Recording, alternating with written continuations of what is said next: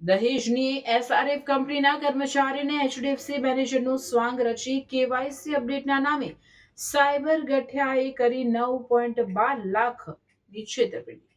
અકાઉન્ટમાંથી સેરવી લેતા સાયબર સેલમાં ફરિયાદ નોંધાવી છે. ભરૂચની આનંદનગર સોસાયટીમાં રહેતા તુષાર ચંપકલાલ મહેતા એસઆરએફ કંપનીમાં મિકેનિકલ ટેકનિશિયન તરીકે નોકરી કરે છે. ગત 6 ઓગસ્ટ 2025ના રોજ સાંજે તેમના મોબાઈલ ફોન પર અજાણ્યા નંબર પરથી ફોન આવ્યો. ફોન કરનાર વ્યક્તિએ પોતાનું નામ દિલીપ રાજન જણાવી એચડીએફસી બેંકના મેનેજર તરીકે ઓળખ આપી ખાતાનું કેવાયસી અપડેટ કરાવવા જણાવ્યું. ઠગે તુષાર મહેતાને આધાર કાર્ડ અને પાન કાર્ડના ફોટા વોટ્સએપ પર મોકલવા જણાવ્યું.